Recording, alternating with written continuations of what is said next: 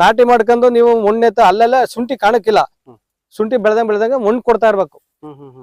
ಮಣ್ಣತ್ತ ಗುದ್ಲಿಲಿ ಎತ್ತಿ ಲೇಬರ್ ಕೈಲಿ ಮಣ್ಣು ಕೊಡಿಸ್ಬೇಕು. ಹಿಂಗೆ ದಿಪ್ಪ ಇದ್ ಮಾಡ್ಕೋಬೇಕು ಹಿಂಗೆ. ಎಲ್ಲಾನ ಪಟ ಟೈಪ್ ಮಾಡ್ಕೊಂಡು ಅದೆಲ್ಲ ಇದ್ರಲ್ಲಿ ಗುದ್ಲಿಲಿ ಮಣ್ಣು ಕೊಡ್ತಾ ಇರ್ಬೇಕು. ಅಲ್ಲಲ್ಲೇ ಒಂದ್ ಕಟಾವಾದ ಒಂದ್ 3 ಟ್ರಿಪ್ ಮಣ್ಣು ಕೊಟ್ರೆ ಶುಂಠಿ ಬೆಳಕ್ಕೆ ಸರಿ ಆಯ್ತದ ಒಳಗೆ. ನಾವ್ ಮಣ್ಣು ಕೊಟ್ಟಷ್ಟು ಶುಂಠಿ ಬೆಳೀತಾ ಇರ್ತದೆ, ಒಳಗೆ ಹಬ್ತಾ ಇರ್ತದೆ. ಆಮೇಲೆ ಕಳೆಗಳಂತೂ ಮಡಬಾರ್ದು. ಕಳೆ ಇದ್ರೆ ರೋಗ ಜಾಸ್ತಿ ಅಟ್ಯಾಕ್ ಆಯ್ತದೆ. ಅಲ್ಲೆಲ್ಲ ಕಳೆ ಎಲ್ಲ ತಿಳಿಸ್ತಾ ಇರ್ಬೇಕು. ಚೆನ್ನಾಗಿ ನೀಟಾಗಿ 8 ತಿಂಗಳು ನೀಟಾಗಿ ಮೇಂಟೈನ್ ಮಾಡಿದ್ರೆ ಆಮೇಲೆ ಅದೆಲ್ಲ ಹಣ್ಣೊಂದು ಗೊಡ್ಡೆ ಎಲ್ಲ ಬಂದು ಹಣ್ಣಾಗಿ ಬೆಳಕ್ ಸ್ಟಾರ್ಟ್ ಆಯ್ತದೆ. ಏನ್ ತೊಂದ್ರೆ ಏನಿಲ್ಲ.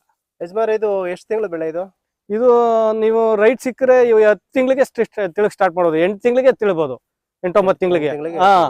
ನೀವೇನೋ ರೈಟ್ ಸಿಕ್ಕರೆ ರೈಟ್ ನೋಡ್ಕೊಂಡು ತಿಳ್ಬೋದು. 8, 10, 12, 14, 15 ಬಡ್ಬೋದು. ಏನ್ ತೊಂದ್ರೆ ಏನಿಲ್ಲ. ಇವಾಗ ನಾವು 1 ಎಕರೆ ಜಮೀನ್ ಅಂತ ಹೇಳಿದೆ ನಾನು. ಈಗ ನೀವ್ ಹೇಳ್ದಂಗೆನೆ ಮಣ್ಣೆಲ್ಲ ಹದ ಮಾಡ್ಕೊಂಡೆ. ಈಗ ಚೆನ್ನಾಗಿ ಒಣಗೋದಕ್ಕೆ ಅಂತ ಬಿಟ್ಟೆ. ಒಣಗಕ್ ಬಿಟ್ಟಾದ ನಂತರ ಆಮೇಲೆ ಏನ್ ಮಾಡ್ಬೇಕು ನಾನು? ಒಣಗ್ ಬಿಟ್ಟಾದಂತ